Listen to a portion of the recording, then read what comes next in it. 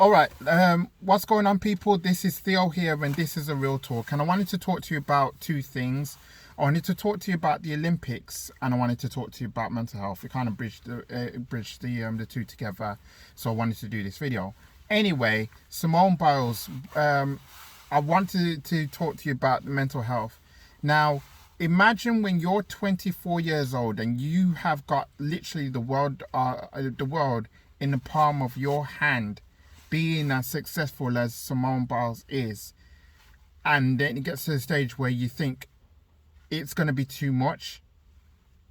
You know, it's there on her face. It's easily there on her face to see, right? Mental health is a big thing. And I actually applaud her for wanting to come out and talk about matters such as this. And it's so important to talk about it. You know, she is not a machine. She's only human. She's only 24 years old. And she has a whole life ahead of her, far beyond after the Olympics. We don't know what obviously she's going to do next.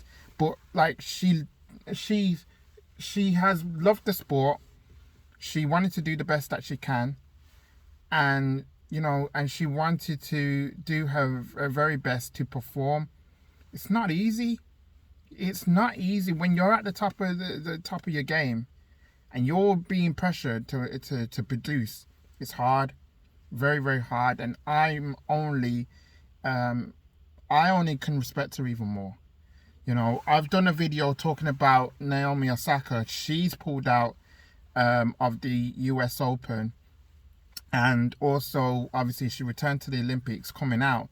And, you know, she's facing the same thing herself. She's rose up to prominence. And obviously, she's trying to handle that. She's trying to handle it. She's trying to be sure about where she is in life. What role does she have to play? So I respect them both. Now, the Olympics, now, as a whole now, it's sad that the fans are not there. You know, it's sad that, you know, their families, their friends, all these people that cares about the Olympics taking part, everybody from all around the world, it's sad that they're not even there. Having to watch it all on TV or by a laptop or mobile device. It's sad that they have to do that. It's heartbreaking to an extent. But the Olympics is going ahead and it's going great. But what I wanted to mention was Piers Morgan's comments about the Olympics. I know about Piers Morgan's the comments about about Simone Biles and Naomi Osaka. I wanted to do this in twofold. As I said, here's what I think about what he said about the Olympics. He talked about the Olympics is a way that you need to go out there, perform at your very best, and you know, people will only remember you for winning the gold medal. Winning the silver medal or the bronze medal is nothing. They'll only remember that. I simply disagree. The reason why I say that is because the Olympics, I'll make this simple for you. The Olympics is the most famous, the most challenging games that there is. You know, it is an international competition, right? But the biggest honor, the single biggest honor for any athlete, I don't care who you are, the single and most courageous honor that you could have is to go out there and play for your country. Play for your country.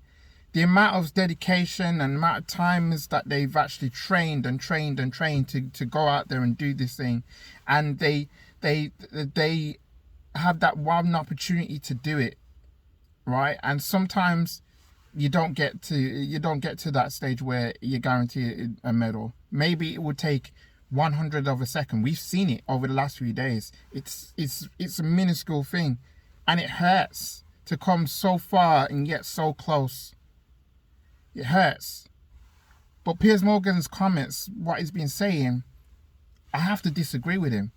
You know, you can't have to keep on having to say that, you know, these Olympians are losers and everything else. I don't know what.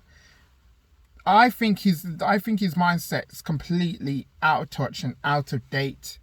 You can't say things like that, right? You should be able to cheer on whoever is performing, and whoever comes first or last, you know, respect the fact that they put themselves through hell to get to that stage, to be able to be able to represent their country, to be able to have fun representing their country. You know, yes, it's a serious competition, and if it goes great, then great. But if it doesn't go well, at least you can share the commiserations. Then knowing that they tried hard, knowing that they come out there to do their very best. That's what we care about. You can't simply just say, "Oh yeah, nobody will remember you" or whatever. I simply disagree. I disagree.